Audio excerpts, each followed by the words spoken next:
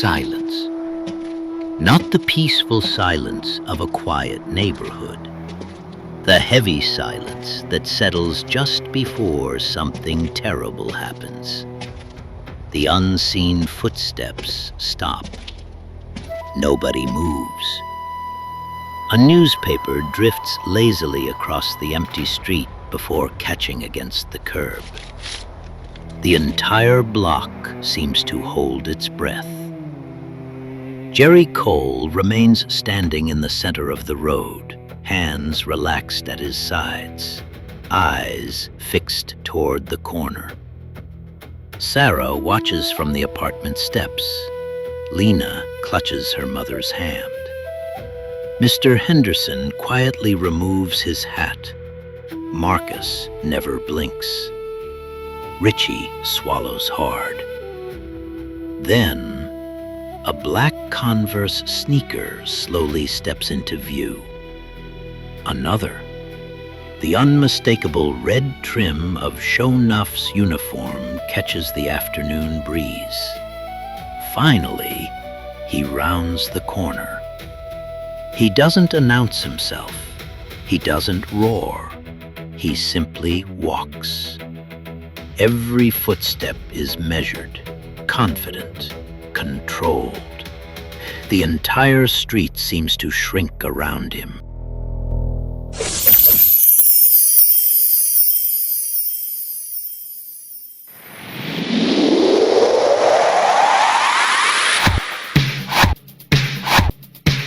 There is one place you have not been.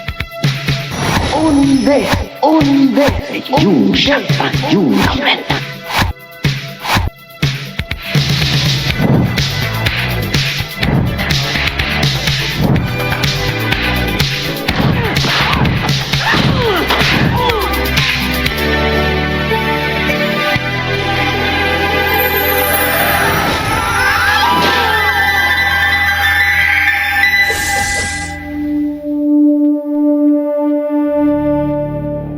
The camera slowly rises from his sneakers, past black martial arts pants, past powerful forearms wrapped in black cloth.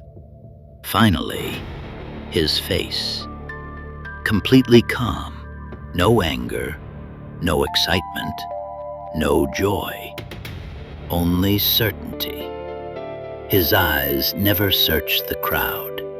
He already knows they're watching. Because they always do. The street parts before him. Nobody is ordered to move. Nobody hesitates. They simply step aside, one after another, creating a perfect corridor. Sho'nuff never changes pace.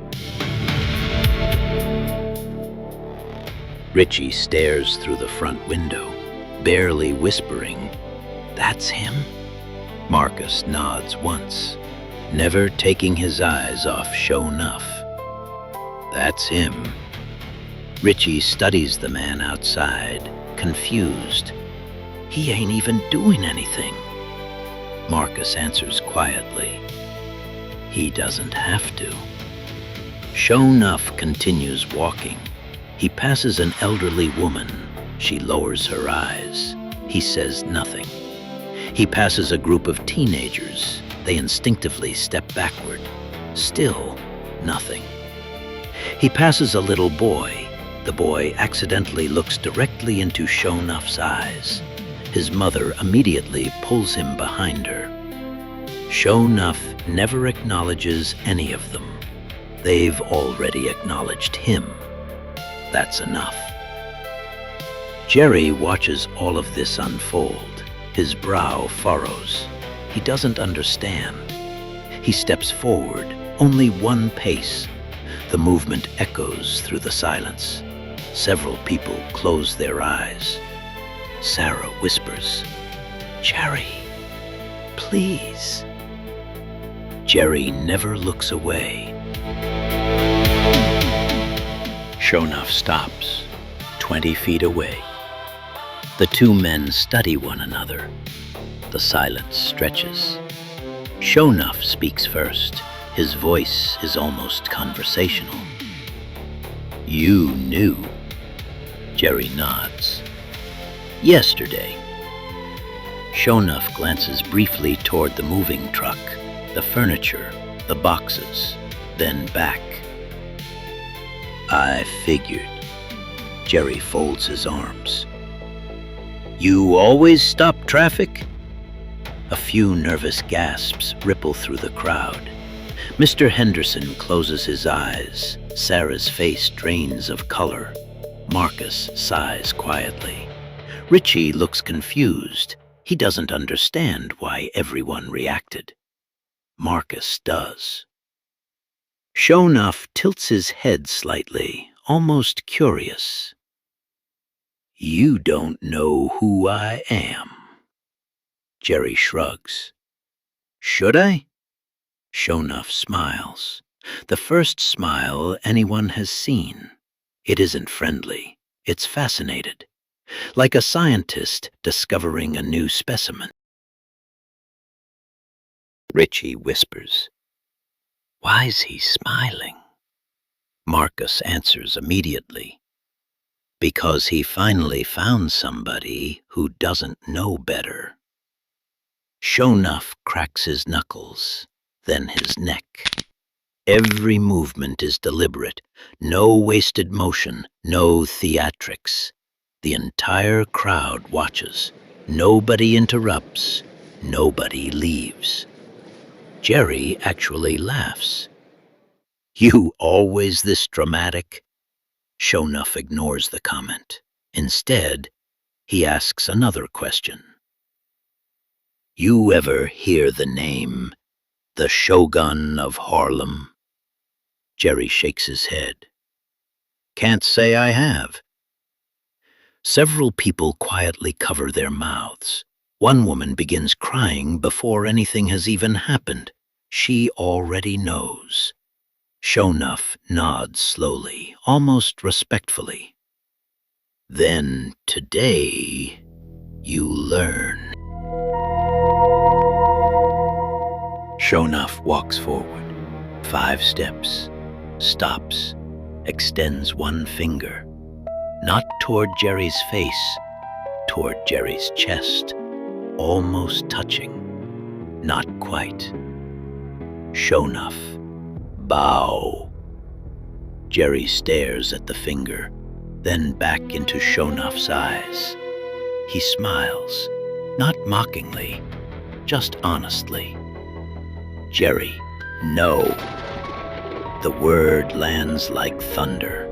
The entire block freezes. No one has heard that answer in years. People begin, no. He said no. Oh, Lord. A mother quietly ushers her children inside. An elderly man turns away, unable to watch.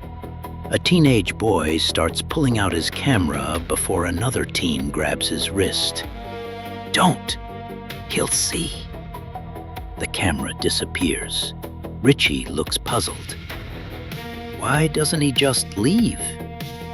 Marcus watches Jerry. His voice is heavy. Because he's a good man. Richie glances at Marcus. Marcus continues. Good men think evil has limits. Sometimes it doesn't. Sho'nuff slowly lowers his hand. His expression never changes. You were asked with respect. Jerry smiles. Funny. Didn't sound like respect. Another long silence. Sho'nuff nods, almost approvingly. Strong. Confident. That's good. You'll need both. Jerry squares his shoulders. Former Marine, former Golden Gloves. He plants his feet instinctively. A professional fighter recognizing another professional fighter. For the first time, Sho'nuff's eyes narrow, not with anger, with interest. This one might actually last a while. The wind lifts Sho'nuff's cape. The entire neighborhood watches. No one speaks. No one breathes. Two philosophies standing 20 feet apart, neither willing to move. Jerry Cole had been in Harlem less than 24 hours. He didn't know the rules. He didn't know what happened to men who refused to bow. And with one word, no, Jerry had done something almost nobody dared to do. He had challenged the Shogun. And Sho'nuff wasn't about to let the neighborhood forget it. Next time, the talking stops. And when it's over, Harlem will finally understand why you bow to the Shogun.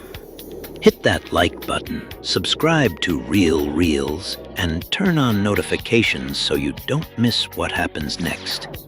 And before you go, tell me in the comments, if you were standing where Jerry was, would you bow?